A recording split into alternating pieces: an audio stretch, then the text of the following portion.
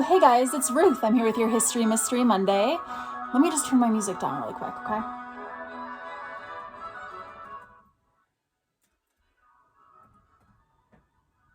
Okay. So I'm going to show you guys a cool piece in our collection. I think it's cool. Might be because I'm a violinist, but it's also kind of cool. So this is a violin in our collection. The case comes apart, so it's not in great shape. Just set that aside. And here she is. She's actually not in bad shape in terms of the body. Obviously, it's missing. The strings are all up here, and there's no bridge or some other pieces that are missing. But this could be in worse shape for sure.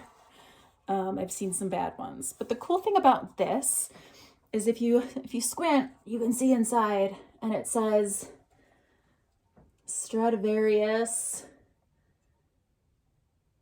anno 1734. So this is not a Strad, at least not that I know of. But as a lot of people know, Antonius Stradivari was a very famous instrument maker, mostly for violins, but he did make like 1,000 different instruments. And he was born in 1644, and he opened up a shop in Cremona, Italy. And he remained a builder of instruments until he died in 1737.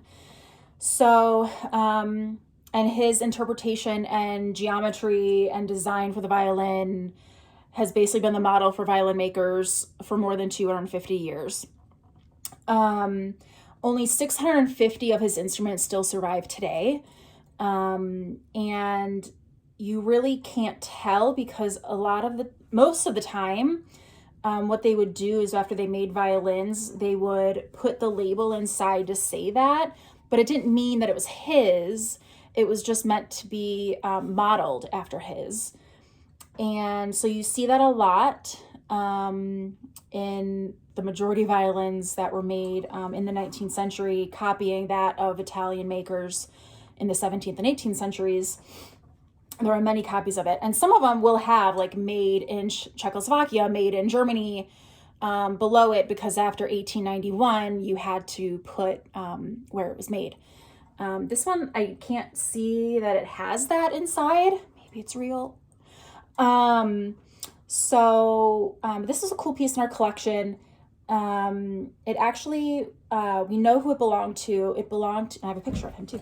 It belonged to Joseph Verne Crago, and we actually have a picture of him playing it. He also played a cornet in the bandstand. So this is a picture in our collection. He's actually, I'm gonna get this location correct. He's actually playing it on their family farm called Castle Farm. It's on Snyder Road in Bainbridge. And that's him playing this violin, which is super cool. It's always cool to have an object and a photo that goes with it. We find that in textiles. We have a couple dresses, or even with the military uniforms, to have a photo of someone wearing it is pretty cool. So anyways, that was an object that our collections ladies were working on last week, and I thought it was super cool and I wanted to share it with you guys. So I looked into it a little more and want to share it. So I hope you guys are having a good Monday, and I will see you next week. Bye.